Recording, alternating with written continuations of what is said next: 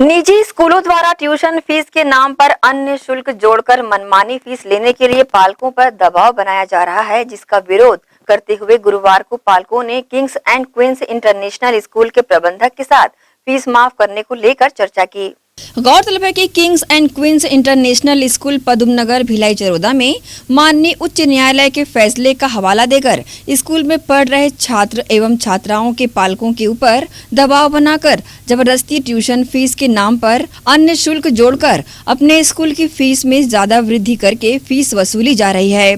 साथ ही स्कूल द्वारा कहा जा रहा है कि उच्च न्यायालय ने स्कूलों को अधिकार दे दिया है कि ये फीस ले सकते हैं। स्कूल प्रबंधन द्वारा कहा जा रहा है कि 14 अगस्त तक फीस नहीं जमा करने पर फाइन के साथ फीस वसूली जाएगी, जिसके बाद नाराज पालकों ने अपनी नाराजगी पेश करते हुए गुरुवार को स्कूल प्रबंधन के साथ बैठक कर स्कूल की फीस को लेकर चर्चा की। वहीं पालकों ने इस बैठक को लेकर अपनी प्रतिक्रिया न्यूज टीम के समक्ष दी।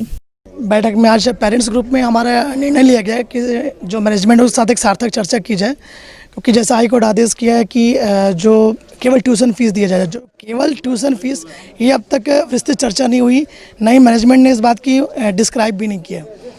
फिलहाल वो बोल रहे हैं कि उनकी टीम आपस में बैठेगी, उसके बाद एक निर्णय लिया जाएगा जिस पर हमें सूचित किया जाएगा। लेकिन आज भी हम अपनी मांग पढ़े हैं कि हमारा जो ट्यूशन फीस उसे डिस्क्राइब नहीं कर रहे, वो पूरे कंप्लीट फीस को ट्यूशन फीस बताया जा रहा है, जबकि हम उसी बात पर चर्चा करने के लिए हम आतुर हैं कि कम से कम बताया जाए कि ट्यूशन फीस क्या है, बाकी में फीस क्या है। अभी तक वो क्लियर नहीं हुआ है, उस पर क्लियर हो जाए तो इसके बारे में चर्चा करके हमको बताया जाएगा। कि बहुत दिनों से स्कूल द्वारा दबाव बनाया जा रहा था फीस के लिए, और जब हाई कोर्ट का निर्णय आया तो और ज़्यादा दबाव बनाना चालू कर दिया, और जो पुरानी जितनी भी फीस थी सबको जोड़कर उसको डिवाइड करके 11 में बोले कि यही ट्यूशन फीस है करके, ऐसा करके फीस बढ़ा दी गई। और ये निर्णय गलत था। हमने कहा कि माननीय न्यायालय के अनुसार जो माननीय न्यायालय ने कहा है सिर्फ ट्यूशन फीस लेनी है, आपको वही फीस लेने का अधिकार है।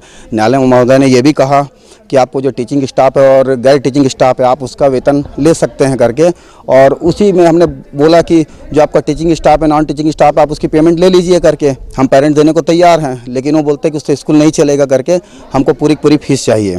स्कूल के मैनेजमेंट से चर्चा करने के लिए फ़ीस के संबंध में, जिसका कि शासन ने उच्च न्यायालय के द्वारा फ़ीस का लिया गया है कि सिर्फ आपको ट्यूशन फ़ीस लेना है, और ट्यूशन फ़ीस के नाम पे ये सारा शुल्क इसमें जोड़ा गया है, जो मैं आपको विस्तार के अनुसार मैं आपको बताना चाहूँगा।